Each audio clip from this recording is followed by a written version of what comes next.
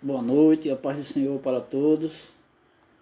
Hoje eu vou trazer uma mensagem, né, sobre a Páscoa.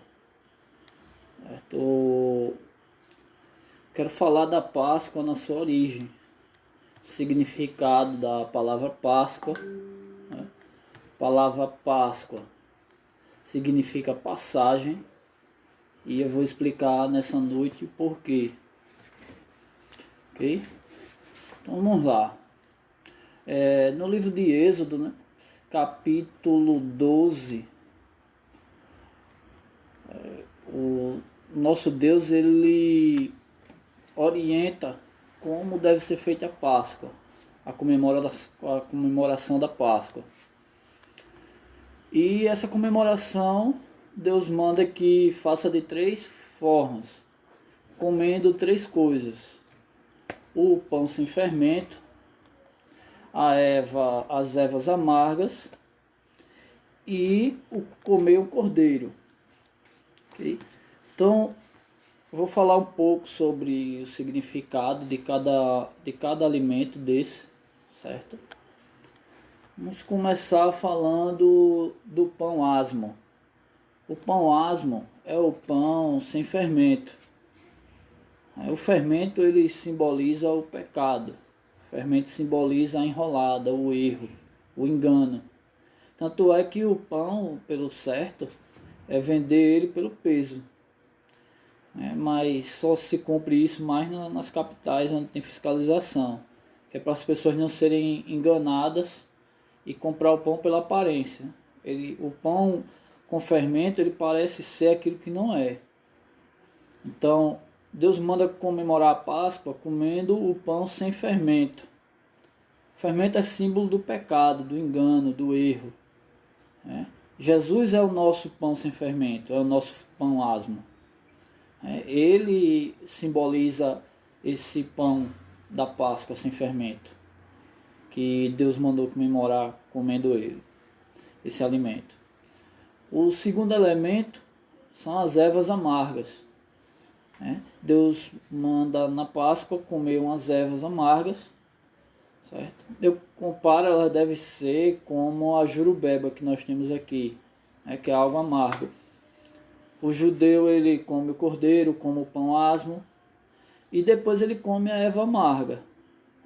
E os pais perguntam para os filhos, e aí, tá gostoso? Até nos dias de hoje, né? Senão está amargo, está ruim. E aí o pai traz uma lição para eles. Fala que ser escravo é amargo. Certo? Como os filhos, os que nasceram, não passaram pela escravidão do Egito, os pais fazem ele provar a erva amarga, para que eles venham valorizar a liberdade. É essa lição que Deus quer dar quando pede para que o judeu comemore a Páscoa comendo a erva amarga. Ser escravo é amargo. Essa erva amarga, nos dias de hoje, simboliza também o pecado, os vícios de uma forma geral, que escraviza, que são amargos. Certo? Hoje em dia a erva amarga, ainda existe a escravidão, mas principalmente a escravidão nos vícios de uma forma geral. E o cordeiro, que Deus mandou matar o cordeiro e passar o sangue na porta. Quando o anjo da morte veio, as casas que tinham a marca do sangue do cordeiro, que representa Jesus Cristo, o anjo não parava para matar, ele passava aquela casa sem matar, já que Páscoa significa passagem. Então essa é a origem da Páscoa. A Páscoa ela é a comemoração da saída do Egito para a Terra Prometida. A comemoração da passagem pelas águas do mar, certo? Passagem pelas nuvens, passagem pelo Rio Jordão, passagem da escravidão para a liberdade, passagem do Egito para a Terra Prometida. Então, a palavra Páscoa significa passagem porque é a passagem de várias coisas, né? Da escravidão para a liberdade, da morte para a vida. Essa é a verdadeira Páscoa, essa é a verdadeira origem, né, da Páscoa. Então, falando um pouco, né, também da Páscoa, né, nos dias de hoje. É a comemoração de quê? Da ressurreição de Cristo, da passagem de Jesus daqui da terra para o céu.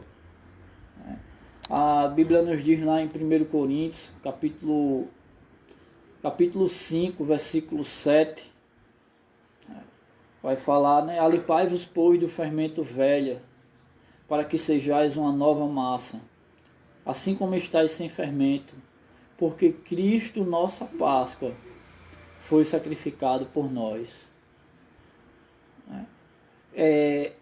Esse versículo 7, nós vemos o Cordeiro, que representa Cristo, que o sangue dele foi passado ali na porta e livrou o povo de Deus da morte, né? E não é diferente, né? O sacrifício de Jesus, do Cordeiro de Deus, que tira o pecado do mundo, continua nos livrando, né, da morte e do inferno. A palavra morte, no original, significa separação. E se Jesus não tivesse feito esse sacrifício por nós, nós passaríamos a eternidade mortos. Mortos no sentido de que passaríamos separados de Deus. Essa é a principal morte que Deus quis resolver enviando seu Filho, o Cordeiro de Deus, que aparece várias vezes nas Escrituras. Nós vemos o Cordeiro lá em Gênesis, quando Adão e Eva tentaram se vestir com folha de figueira, que não deu certo. Aí Deus mata um cordeiro e faz veste para eles. E aí sim consegue cobrir a nudez espiritual. A Bíblia diz que o salário do pecado é a morte. Precisava haver a morte daquele cordeiro para poder cobrir Adão e Eva. Então nós vemos pela segunda vez nas Escrituras, né, o cordeiro aparece lá nas pragas do Egito. Aquelas pragas foram golpes contra os deuses do Egito. A praga, por exemplo, de transformar o rio em sangue. Deus estava mostrando que existia um Deus mais forte do que o Deus rio, o Deus que criou o rio. Os egípcios, eles faziam uma confusão. Eles confundiam a criatura, aquilo que foi criado, com o Criador. Então, eles achavam que o rio era Deus. Quando Deus transforma o rio em sangue, Deus estava mostrando para os egípcios que existia um Deus mais forte, um Deus mais poderoso do que o rio, o Deus que criou o rio. Então eles clamam para o Deus Sol, que era o maior Deus, o Deus Ra, o Deus Amon-Ra. Eles clamam para resolver o problema do rio, para resolver o problema das pragas. E o que é que Deus faz? Deus escurece o sol, é outra praga. Com isso, Deus estava querendo trazer outra lição, que existia um Deus mais forte do que o Deus Sol, o Deus que criou o Sol, certo? Os egípcios, eles eram panteístas. O que é isso? O pessoal panteísta, né? Os panteístas são aqueles que confundem a criatura com o Criador. Mas Deus estava mostrando para eles que existia um Deus mais forte do que o rio, um Deus mais forte do que o sol, mais forte do que as rãs. Cada praga daquela foi um golpe. Foi para mostrar que existia um Deus mais forte, um Deus que criou aquilo. Então, continuando, trazendo a Páscoa para os dias de hoje, o apóstolo Paulo, escrevendo para a igreja de Corinto, Deus dá uma ordenança, né? Alimpai-vos, pois, do fermento velho, das coisas velhas, dos maus costumes, do pecado. para que sejais uma massa nova, né? Um vaso novo, uma massa nova, né? Assim como estáis sem fermento. Sem fermento quer dizer santificado, né? Que não vive na prática voluntária do pecado. É uma pessoa santa. Porque Cristo, nossa Páscoa, foi sacrificado por nós. Jesus é a nossa Páscoa, né? O símbolo da Páscoa, o verdadeiro, que é o cordeiro, hoje em dia tem sido substituído pelo coelho, né? Que é uma grande mentira, né? E ainda fazem uma associação do ovo com o coelho.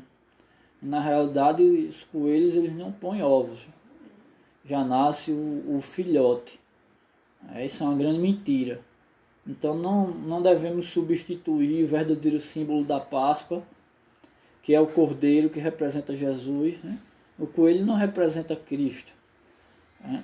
Há alguns cristãos que, por o coelho se multiplicar grandemente, né? Por boa parte dos animais nascerem através dos ovos, né?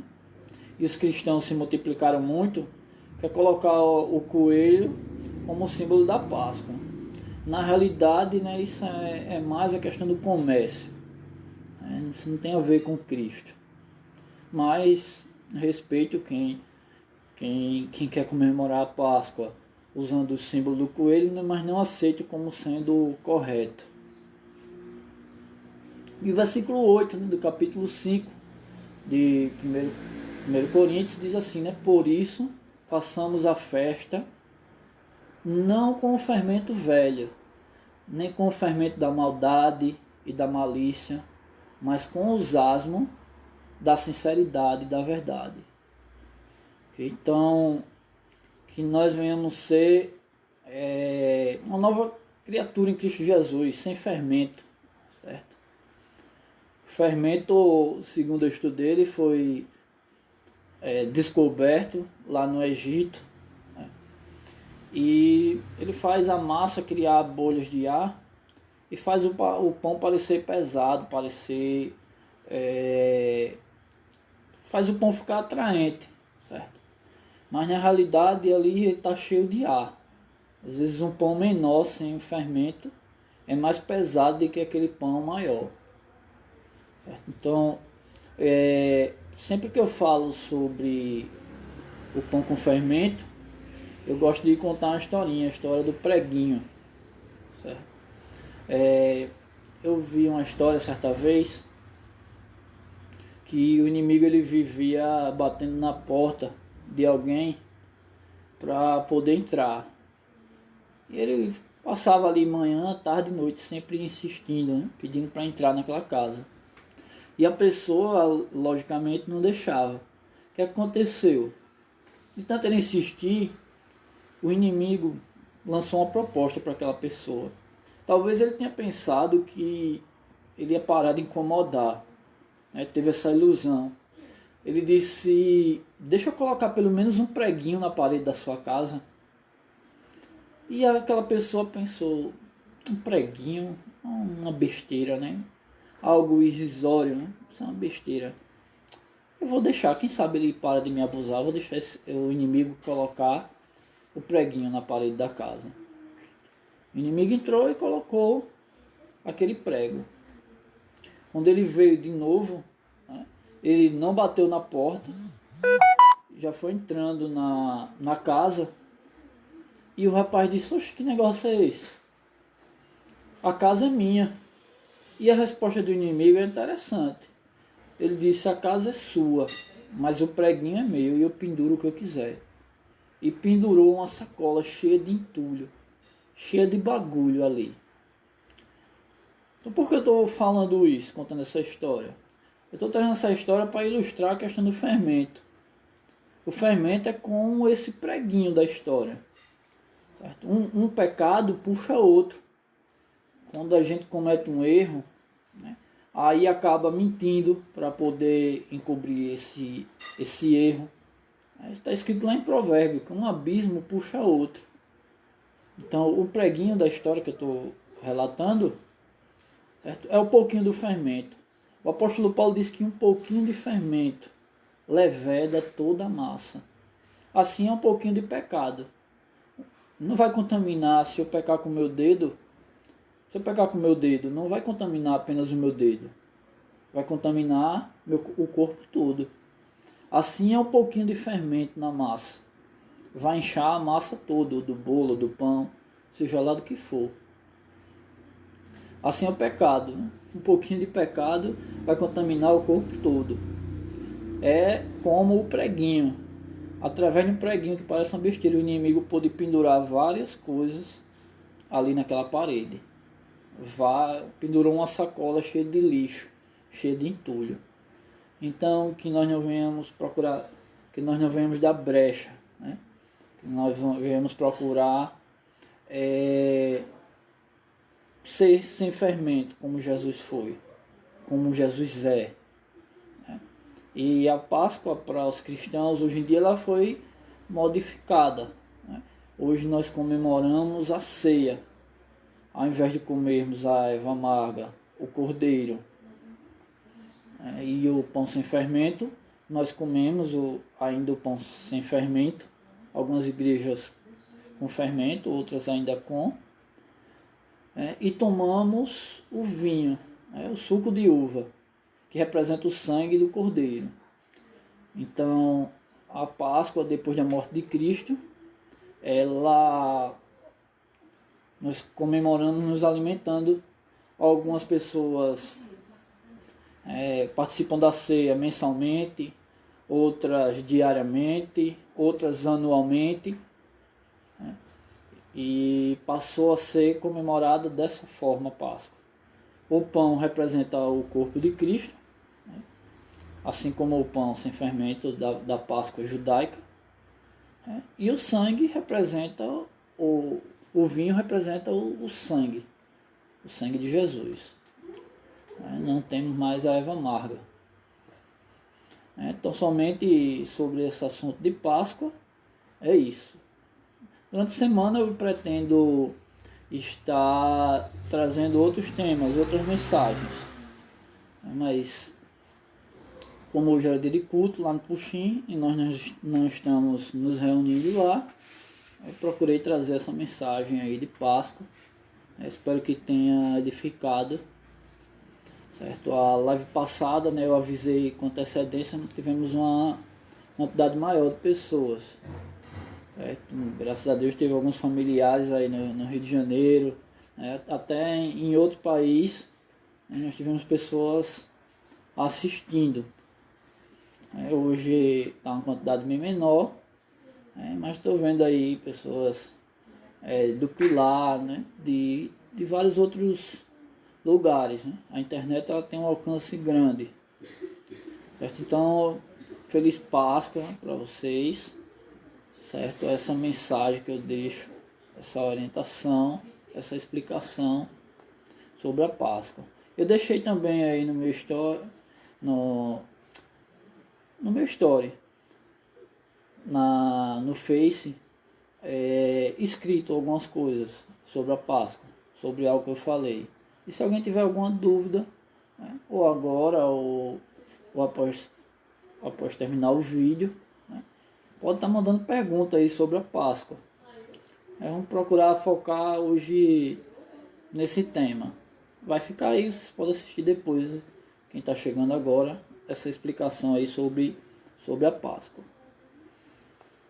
Obrigado a todos que estão aí, estou vendo aí que está aí a irmã Elma, a minha amiga Marta, certo? A Rita, a Fátima aí, pessoal da família, familiares e amigos aí, assistindo, participando aí da live.